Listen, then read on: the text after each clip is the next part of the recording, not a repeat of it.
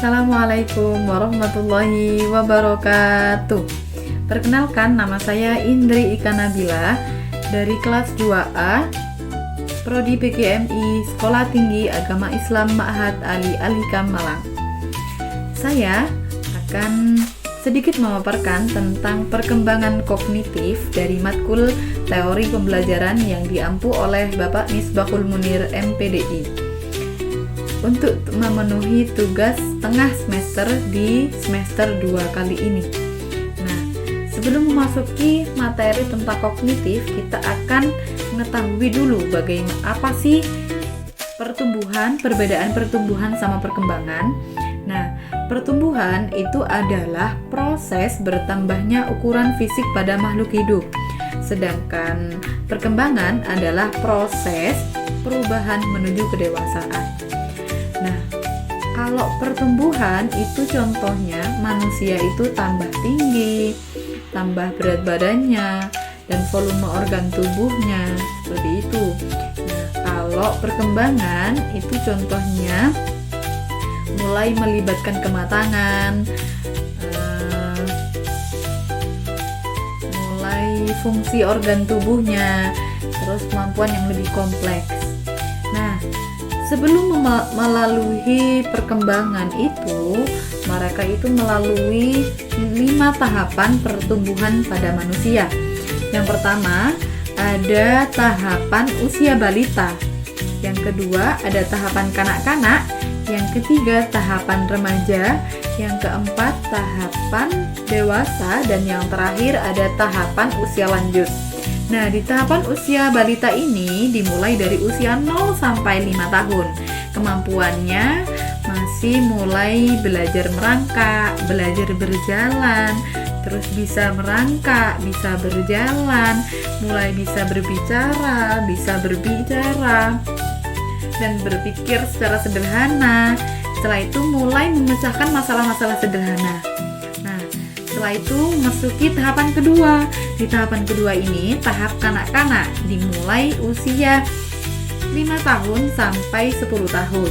Nah, di usia ini mereka itu sudah mampu berbicara, bercerita, mulai bisa belajar membaca, belajar menulis, terus mulai mengembangkan hobi kesukaannya, juga persiapan belajar di sekolah dan sudah belajar di sekolah gitu. Nah, setelah itu memasuki tahapan usia remaja.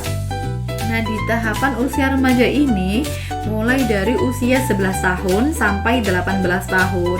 Nah, di usia remaja ini anak-anak itu mulai banyak perubahan. Yang pertama itu perubahannya mengalami pubertas sehingga terjadi perubahan fisik dan psikis. Nah, untuk fisiknya, anak-anak itu mulai bisa merawat dirinya, bagaimana tampilnya lebih cakep gitu ya. Kalau psikisnya mulai bisa menerima masalah, bagaimana itu masalah bisa diselesaikan. Nah, tapi ada sisi negatifnya ketika anak di usia remaja ini mereka tidak bisa menyelesaikan masalahnya. Nah, bisa jadi mereka itu bisa lari ke hal keburukan dan juga bisa lari ke hal kebaikan, seperti itu. Nah, jika mengalami atau mempunyai anak di masa remaja ini, kita itu harus hati-hati dalam mengawasinya karena di usia ini mulai perubahan antara dari kanak-kanak ke remaja. Nah, untuk kemampuannya itu bisa berpikir abstrak dan bersikap mandiri. Nah, yang keempat ada tahap dewasa. Nah, di tahap dewasa ini dimulai dari usia 19 tahun sampai 40 tahun. Nah, ini di usia sama seperti saya.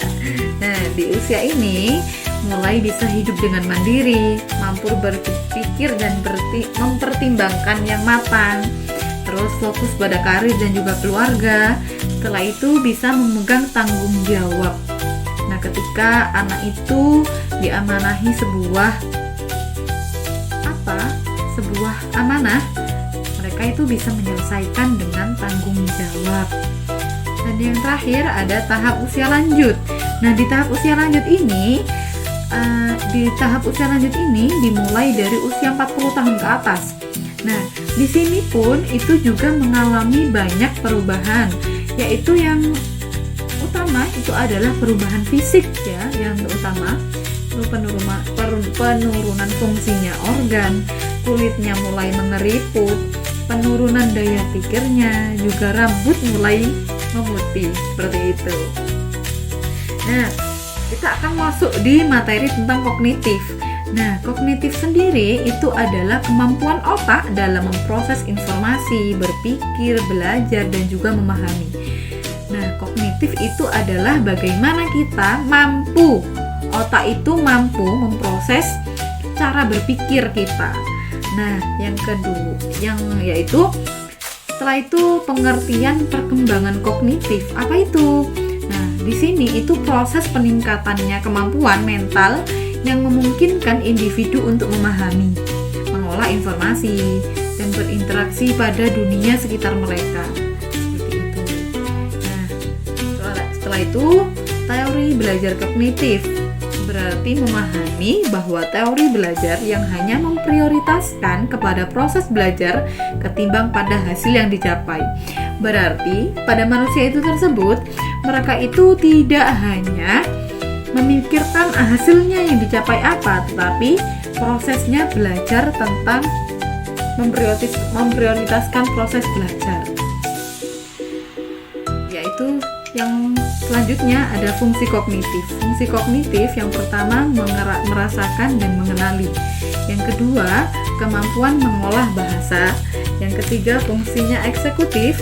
Dan yang keempat, memori dan daya ingat. Dan yang terakhir, tentang perhatian. Ilmuwan yang mengemukakan tentang kognitif di antara lain ada Williams dan Susanto, yang kedua ada Neser, yang ketiga ada Cake, yang keempat Dever, yang kelima ada Piaget.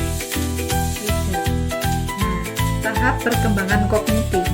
Tahap perkembangan kognitif ini sama seperti halnya kita melalui tahapan pertumbuhan manusia.